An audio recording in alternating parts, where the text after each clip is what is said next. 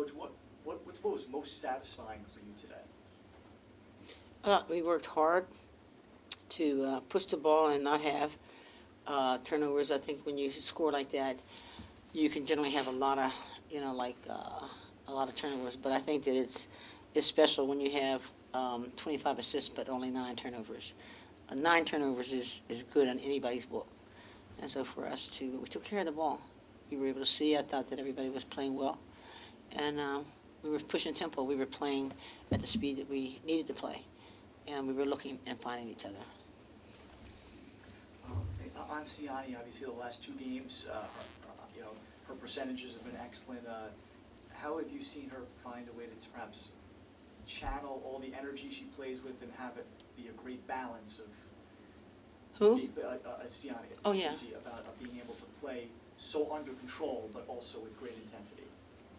Well, that's the great balance. I mean, she had great balance. And in fact, before the game, I was talking to Coach Damone, and because I noticed that Coach Damone has played point guard for me before, and she's sitting there talking to her. So no matter how frustrated she may get, that she's talking to her to help her bring her head right and to know what she has to do. Because any turnovers that she gets, when that happens, they're generally unforced. So it has to do with her maybe taking a little bit more time and execute. She can deliver any pass that she needs to deliver.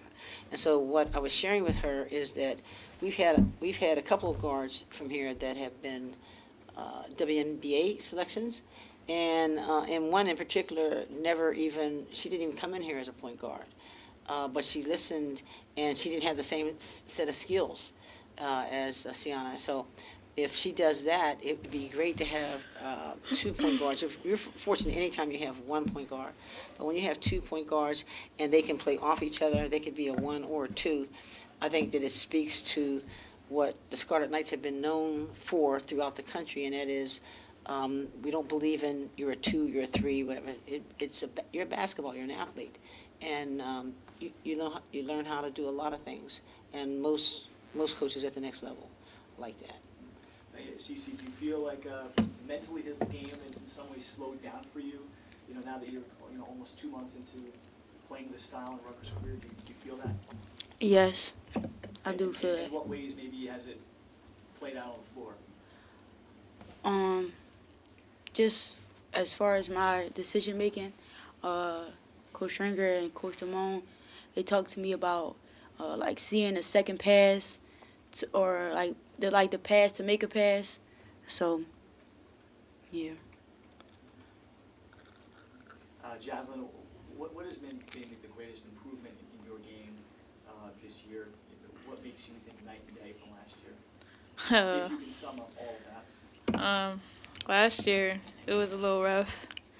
I worked all summer, day and night, try to improve my shot, try to take balanced shots, and it seems to be working better this year. Did your vertical increase? Do you have it seems like so. Do you have a number that increased? Well, Coach always tells me to, get up on my shots. So I try to jump higher on my shots because I tend to stay flat-footed sometimes. So. Coach, I look at the box score, and it's just so well balanced. Everybody's got numbers and impressive numbers. Was that the game plan going in to kind of get time and minutes for all these ladies, or is that just kind of how the game worked out? No, we want to, if you look at the way we design things before we even start the game, we plan for each group to get 5 minutes, so that they can play as hard as they possibly can, and then they're out, and then the next group's going to come in. So it was good to see that. We came as close as we possibly could, and that has to do with the ability for them to carry their own weight. By that, I'm saying that if, let's say KK, with the people that came in with her, they handled their business, so to speak. Then when Kate comes in, that's just another, you see no change in the way it is, and that's what I know that we're capable of doing. And that eventually wears another team down. And fortunately for us, that group with Kate, they executed the same. You couldn't see much of a difference. Coach, you've battled Princeton for so many years. What has it been, I mean, consistently about the Tigers, let's say in the last decade, that makes them a tough out, what makes Wednesday such a challenging game? Well, that's what I just got finished telling the team. You know why? Because the two teams that I really dread playing is Villanova and Princeton. And the reason that I dread playing them is because there's dives, cuts, curls, down screens, back swings, flare swings coming all the time. And if you're not highly alert, and dropping down and seeing the cut, and in fact, we run when we're here, we run a spread offense. But the reason why we run this is because I know it's one of the best drills in the world to prepare us for where we have to be and how sharp we have to be defensively. Princeton is running that Princeton offense, so it's never over, and then they have a 6'5" that's stepping out, and she's playing, at the three-point range. She's 6'5". She's going to shoot it at the three-point range. She's going to attack. And then they got Craig Robinson's daughter, who's a nice size 4. Our players have got to match up, and they can, with what Vicky's going to do and what Stacia's going to do. But they are a precision team. They are a precision team, and they execute.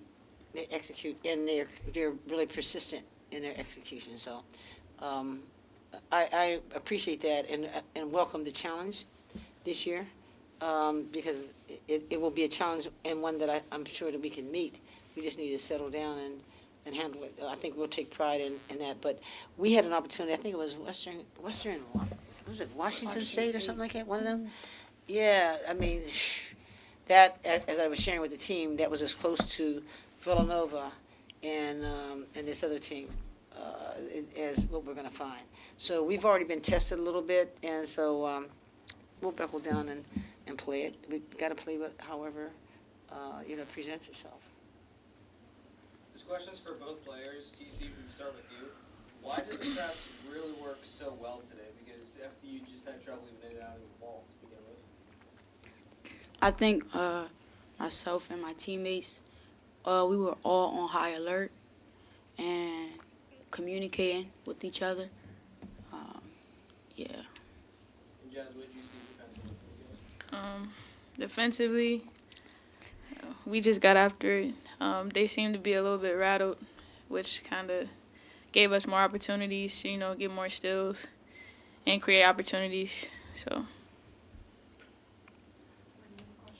Yeah, this is for Stringer. As the game kind of went on, was, especially like the fourth quarter, was reaching 100 one of your goals? Because I know you've only done it twice before as here at Rutgers. No, I was just telling the team that I had a team at Ciani that could have blown people out 110, 120 points seriously, and most people didn't realize that they really could. But I never believed in that. And so that's not what my objective was. My objective was to play as close to the best game that we possibly can. For example, my compliment to Cece has nothing to do with how many points she scored. It's the assist to turnover ratio, the control that she had in that game, which was key. And when we begin to take care of the things that do make a difference ultimately, then we're going to have great results. So I didn't even know that. In fact, I was telling them that probably into the fourth quarter, I was saying to the coaches, I'm going to take the press off. That's what I said. And Coach Kelly said, nah, Coach, just let them play. Now, go ahead. Let them go for it. And it's because it was obvious that we were going to win, and I was going to give the other people, a chance to play. But what I thought is, okay. And then Coach Eatman said, okay, fine. Keep a couple of them in because these guys have to play another game in 2 days. So we can wear ourselves out, wear our legs out, and then what happens? So if you notice that nobody really played, nobody had more than 18 minutes. Think about that. And that is a tribute, really major. It's a tribute to the depth that we have. okay? So why wear the other people out when people like Mael and T-Baby and the rest of these guys have got to get the experience and the opportunity to play? You see? So no, it wasn't at all. That wasn't my objective. It was just so, in fact, the ball was supposed to go to somebody else. And Big KK decided to take the lead. That was her goal. I know that she knew. I didn't know. You know, she wanted to come in. I don't know why.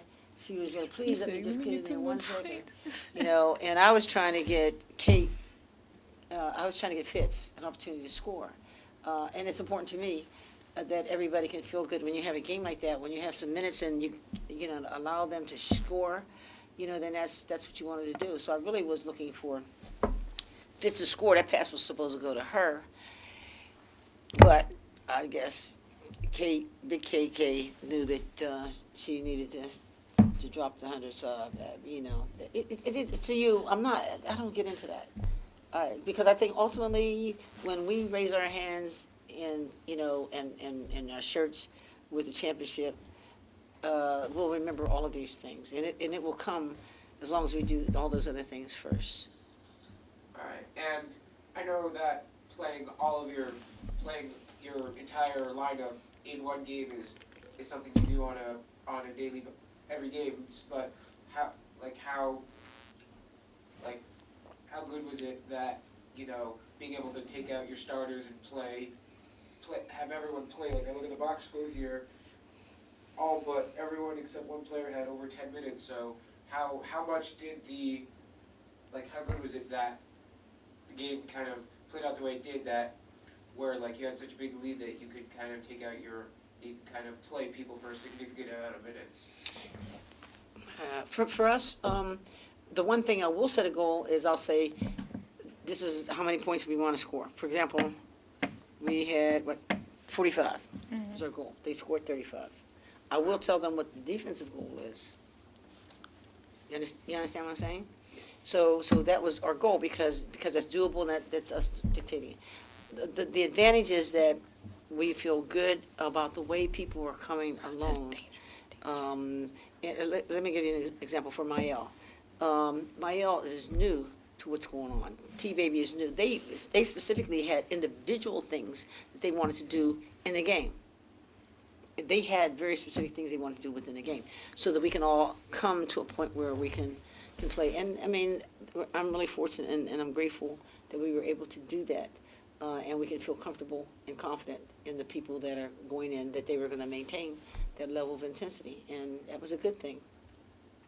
All right. We have time for one more question. Okay, one more question. I guess for everyone, how I guess enjoyable is it to play in a game where you guys are up so much? Tell you what, that beats a nail biter, right? Yeah.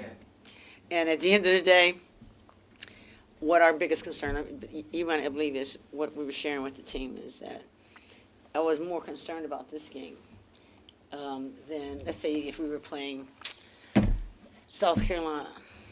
And that might sound strange, because human nature tells me that when they get to the Big Ten, they're like, okay, they are on high alert, like they were saying, they're on high alert. We try to help them to be on high alert, because we use a phrase that straws will trip you. And that is that if you go in there, halfway thinking this, then, we need to put them away right away and learn how to take people out. And that's what they did today. Most teams, they get a big lead and then they become lackadaisical. And then we as coaches have headaches behind that. But I don't have anything but a smile on my face, because I thought that they maintained, they were intense. They weren't playing around. They weren't trying to make fun of anybody. They were just playing the game, and they were looking for each other. And that's what's important. So I'm really, really happy with and proud of the way that they team played. Right. And I guess CC, Jazlynd, you would answer how I guess enjoyable it was to play in this kind of game. Well, the game is always supposed to be fun. It's practice that's supposed to be the hardest part, but it was fun because, you see everybody, playing the game of basketball and moving the ball, making the next pass, getting steals. It's always fun to play a great game with your teammates. For me, it's always fun to play with my teammates in any game.